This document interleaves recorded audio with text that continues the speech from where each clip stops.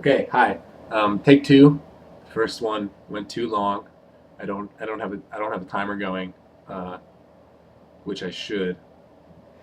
Um, but anyway, I hope the sound isn't messed up on this video because I have a window unit air conditioner going.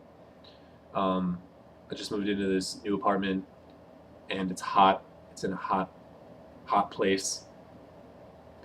Um, so I have a window unit going. I hope the sound isn't messed up. I don't think it should be. It's really far away, and the mic on this is facing. It's not facing it. Um, but this is going to be a response to Luddite Romantic's recent video on religious experience, um, where he talks about the nature of religious experience, and especially epistemologically, knowledge gained from religious experience. What's its epistemological status? Yada yada yada. And this video might go long, and I might have to break it up into two parts. So be prepared for that possibility. So he quotes in the video. The video is sort of centered around a quote or a passage that he reads from William James's study, "The Varieties of Religious Experience," and this is where any discussion of religious experience should begin, as far as I'm concerned. James is really the authority on this subject. He did the most thorough examination of religious experience that I'm aware of. If someone has a better one, I'd love to hear about it. I should also say that it's been a little while since I read the Varieties of Religious Experience, since I've read any James.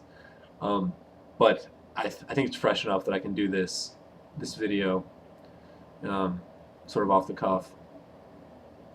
But so what I want, so the quote that you read, it points out that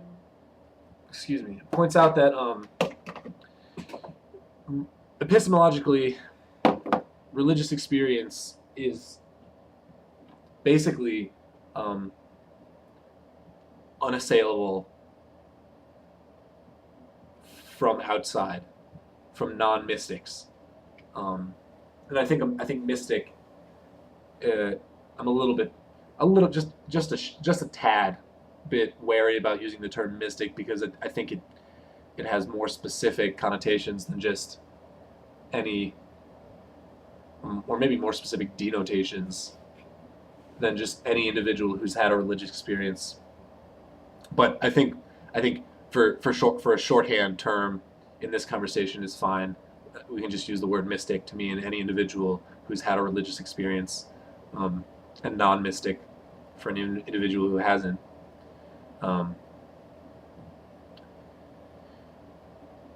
The quote points out that epistemologically, those who have not had a religious experience, non-mystics, have a really difficult time dealing with the epistemological claims made by mystics, made by people who have had religious experiences. Because, as the quote discusses, these experiences are, to those people who have had them, totally overriding of all other considerations. They can't be overridden by argument, by reasoning, by any sort of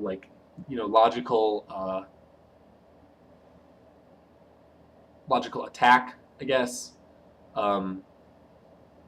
They are sort of brute facts about the mystical existence. It's that I've had these experiences, I've gained this knowledge from these experiences, and that's that. There's nothing that can be done about them, barring perhaps a contradictory religious experience. I mean, that would be interesting, right? Someone has a religious experience and gains some bit of knowledge from that experience, and then later has another experience and is told the original knowledge was wrong. This is the real truth. You wonder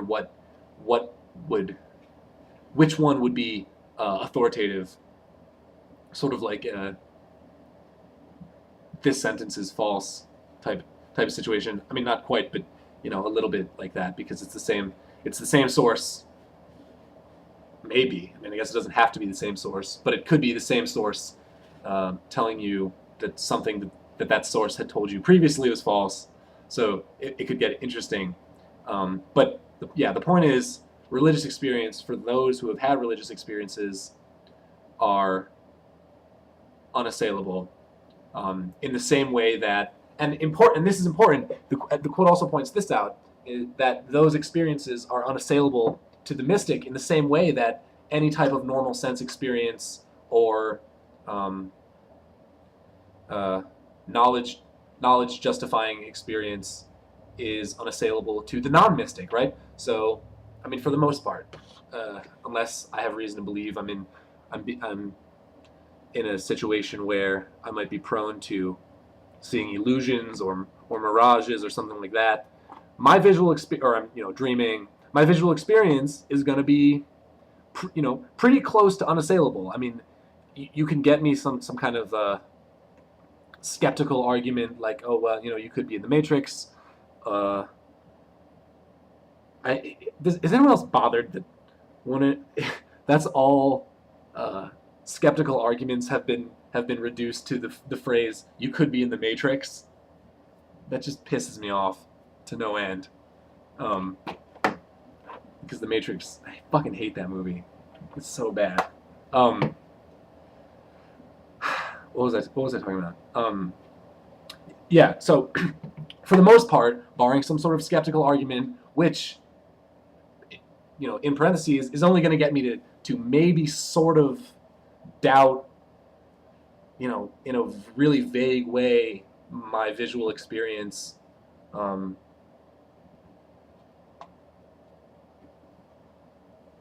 Because, there's always some knowledge that can be gained from any experience, even if it's not. I mean, say I see a lamp. I could, ordinarily I'll say, yeah, I see a lamp. This is knowledge that I have. There's a lamp there. Da da da. Even if I'm in the Matrix, I can still gain some knowledge from that, because I can just push it back a step and I can say, I seem to see a lamp, and that is, as far as I can tell, unassailable. So there's unassailable bits of knowledge that can be gained from any sensory experience, by non-mystics. And I think sensory experience is something that is an interesting concept in this context, because, as the passage that you read points out, the mystic justifies their knowledge in the same way that the non-mystic does, namely by sensory experience. Mystics have visions. They sometimes have auditory sensations, God speaking to them, so on and so forth. Sometimes they have. I don't know if any mystics have. What's the word for smell?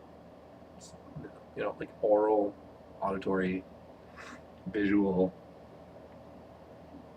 I can't think of it. I can't think of it right now. I know there is one, obviously. But they mystics do have those types of experience, those types of sort of classical sensory experiences. And then they also have sort of intuitive. I just the knowledge was implanted in me by an outside force type experiences, and for me, those types of experiences are likely to at least be in the conversation about sensory experiences. Those don't seem to be totally non-sensorial. I mean, I don't even know what a totally non-sensorial experience would be. What that would look like, or I guess it wouldn't look like anything, because if it looked like something, that would be sensorial. visual. So I don't know. I don't even know what a completely non-sensorial experience would be. So I think the types of gut sensation, direct knowledge of God experiences that people have to be in the conversation of sensory experience. So, yeah, to get back to the original point of this whole fucking thing, mystics and non-mystics justify their beliefs, justify their knowledge, beliefs, whatever, in the same way, namely by appeal to sensory experience, which is unassailable. You know, I'm thinking about that, and maybe I'm wrong. If I'm wrong, I want someone to tell me, but I just can't think of any way that a sort of raw sensory experience could be overridden or overturned in any way. Again, barring cases where I have another contradictory sensory experience, or I have a reason to believe I'm hallucinating or something like that. But yeah, moving on. And I think this point that we can't really, in the same way that our sensory experience is unassailable, the mystical sensory experience is also unassailable, is a really crucial point. And I don't know how it can be how it can be argued against, really. I mean, you know, you can probably think of a way, but I think anything that I can think of fails. But what I really think is important to take away from this is that what this means is, effectively, we have to admit a total stalemate. I don't want to sound like I'm taking a side. You know, I guess definitionally, I have to fall into the non-mystic category. I haven't had any religious experiences that I know of. So definitionally, definitionally, yeah, I'm a non-mystic. But we who are non-mystics have to admit, and the mystics as well, both have to admit a total stalemate epistemologically, in the sense that they can never get us to accept their mystical experience or their religious experience, because it's not an experience that we've had, and it's oftentimes not an experience that we even have a reference point for. It's not an experience that we have even had any experiences that are analogous to it. That possibly the clunkiest sentence ever formulated. And then we, non-mystics, also have to admit that we cannot override or undermine the mystical experience in any way, because for the mystic, the mystical experience is as authoritative and as unassailable epistemologically as any of our non-mystical normal sensory experiences are. And I think this is crucial, and I think it's really hard to argue against. And I think it has really profound implications for another discussion, namely the discussion of religious freedom and religious tolerance in the public sphere and in society. And I'm going to go into that in part 2. So stay tuned.